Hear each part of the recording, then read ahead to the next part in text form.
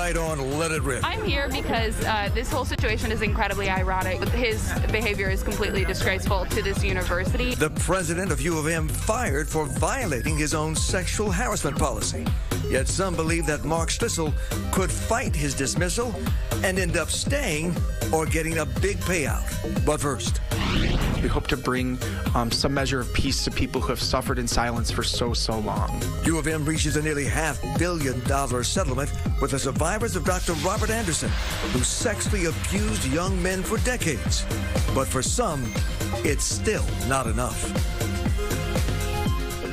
Time to let it rip. On the panel right now, an attorney who's made his reputation fighting for the rights of the injured, sometimes against big corporations, sometimes against big universities. Ben Johnson is back. We've also got one of the most successful criminal defense attorneys in the state, Steve Fishman. His clients have included police, crooks, politicians, both innocent and guilty, but he's here tonight in a very different capacity. We also welcome psychotherapist Brooke Bendix, the founder of Therapyology, a mental health practice that specializes in the treatment of young people, especially college students. And as always, anchor attorney Charlie Langton. But we begin tonight with a former wrestler for the University of Michigan who tried to sound the alarm about Dr. Robert Anderson more than 45 years ago, but back then, nothing was done. Tad DeLuca, thank you for being here. The university has finally admitted that it failed you and so many other students. It has agreed to offer you some compensation for what you had to endure. Do you feel vindicated? Do you feel that you finally won? I do feel vindicated, but it's a hollow vindication because you got guys like Chuck Christian who are dying of prostate cancer. They have stage 4 cancer. I met him, not even like 6 months ago. I love the guy. He's a great guy. And he's dying. The cancer's all over his body. And we always say to John and Chuck and I always say to each other, we should not know each other. We never should have met. And so yeah, there's vindication, but normally if I didn't know Chuck or know anything about people like Chuck, I'd be bugging the hell out of my wife and kids saying, look at this, look. But now I can't do that anymore because it's hollow. Well, you mentioned Chuck and you also mentioned John Vaughn. And I want to be sure that our viewers know what happened to you back then. You went to see Dr. Anderson for a shoulder injury and ended up getting abused in the most disgusting ways. And when you complained about it, the school threw you off the team. Yes. Yes. Actually, it was a dislocating elbow. That it happened several times. I went to see, I saw him for many different things, but the culminating thing was the elbow. I actually saw him 3, 4, 5 times within a 2-week period. Each time I got a prostate check. Now I was 20 years old, and instead of it being like a year apart like it is today, it was every time I was in there. And I had no idea what was going on. It's what happened. And you wrote this 7-page letter. You told the athletic director about it, and they did nothing.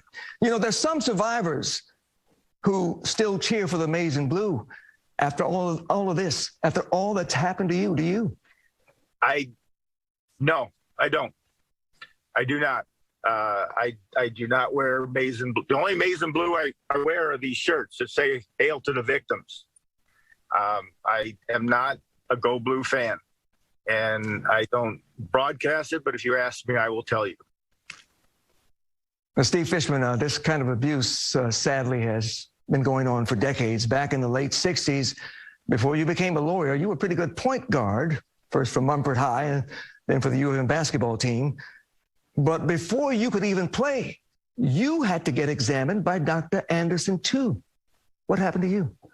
Well, you got to remember, Huel, we're a little older than Tad. We were there as freshmen. That was his first year, but freshmen in those years were not eligible, so we didn't have to have physicals. The next year, the coach kept telling us we all got to get our physicals, and a couple of the guys a little bit older said, hey, don't go by yourself because the guy's funny. That's a phrase we used in the city, right? So 3 of us went, and he got us all, and he got everybody else to do the same thing.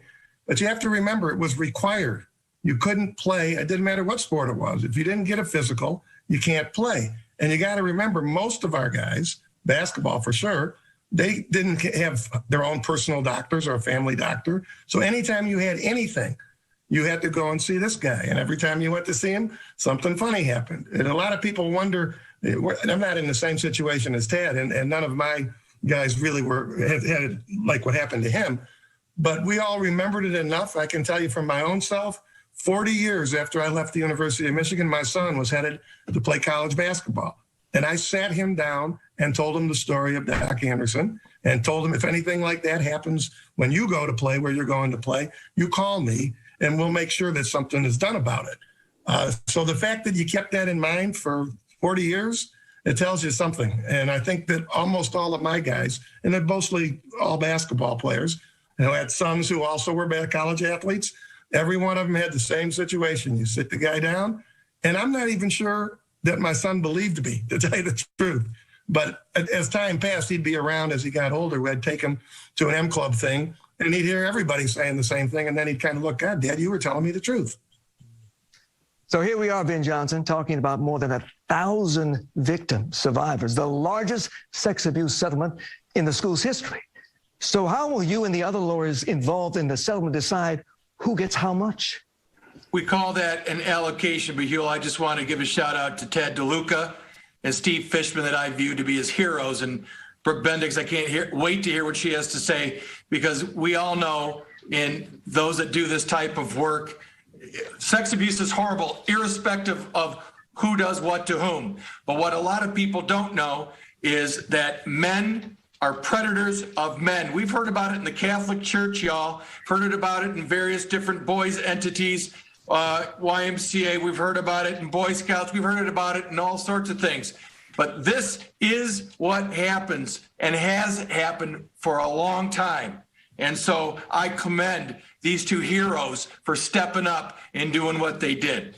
Allocation, Huell, is going to be a fancy settlement term that we get this person, male, female, who's probably done this before in the 9/11 aftermath, where they had all the settlements, where there were thousands and thousands of people who died, right?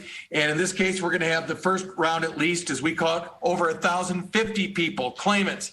We're going to file huge briefs on behalf of each and every one of our 25 clients. Other folks have even more, some have less. Everyone will have to file a brief. Probably what happened in the Larry Nassar MSU case is the allocator, the settlement person, actually has a Zoom conference. Normally it would be a face-to-face meeting, but a Zoom conference with that individual, each individual survivor and the lawyer that represents him or her, and then they assign a value to it. And so based on what that allocator does, somewhere around whether it's going to be the average, if you do the average, right, 460 divided by over 1,000 is pretty easy math. It's between $430,000 and about $450,000.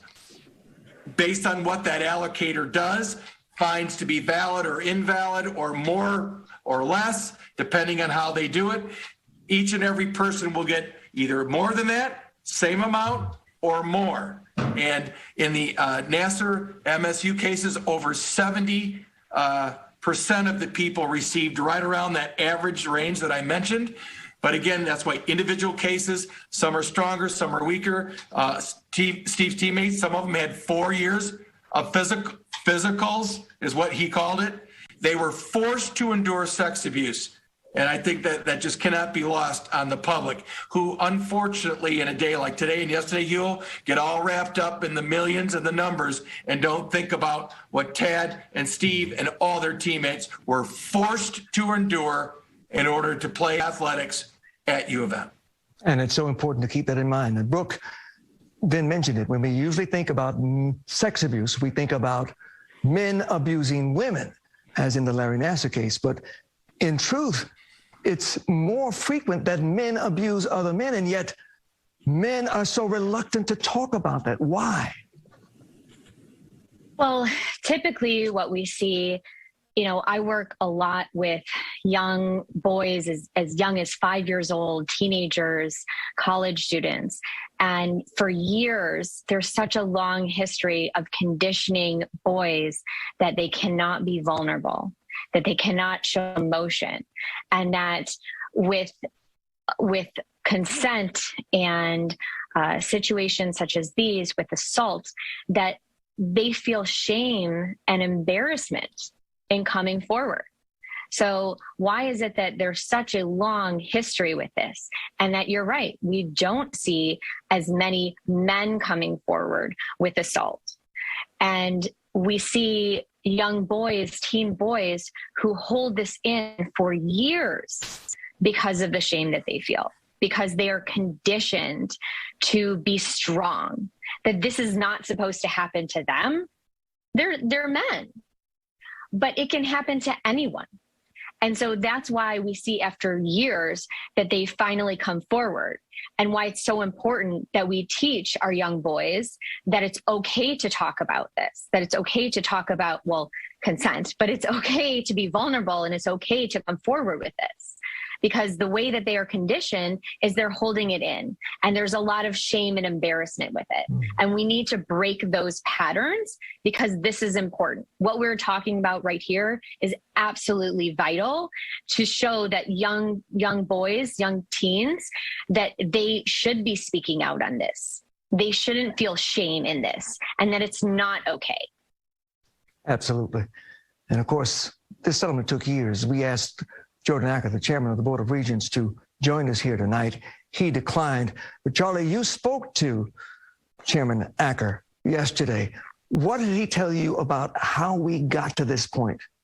It was the right thing for the University of Michigan to do. They could not win this case. The law in the state of Michigan right now with this particular judge would have allowed this case to go to trial. And attorneys like Ben Johnson and others would have been able to parade 1,000 victims, survivors, in front of that jury, and they could have told their story.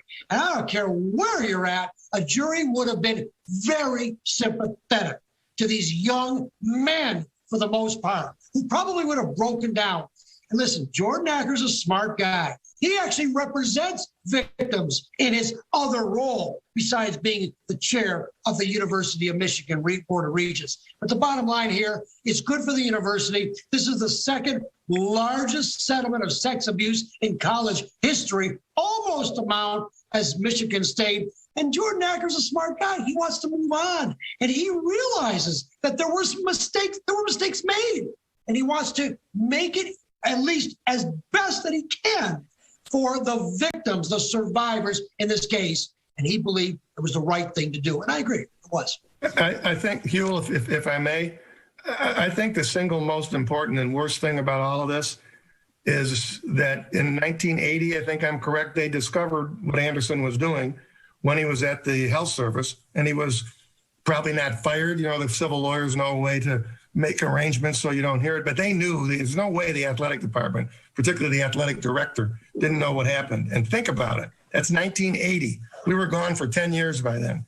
And yet he stayed for 24 more years. Of all the things about this case, the thing that infuriated at least my group of guys, as much as the conduct itself, was the fact that the university would allow something like that to happen. Because I don't know how the count goes. Ben and the other lawyers would know. But I don't know how many people were abused by Anderson after 1980. And to me, that's just, you know, I don't know what Jordan had to say about it when you talked to him, Charlie, but I'd love to hear what the explanation would have been from those who were around them, particularly our AD, who's long since deceased. That to me is... And even now, there's 30 million set aside for people who may come forward later, because it is so hard to go public with these accusations and the fact that you have been abused, even though that abuse happened so long ago. All right, before we go, panel, Tad, I just want to thank you and John Vaughn and so many others who stood up and spoke out to right a terrible wrong.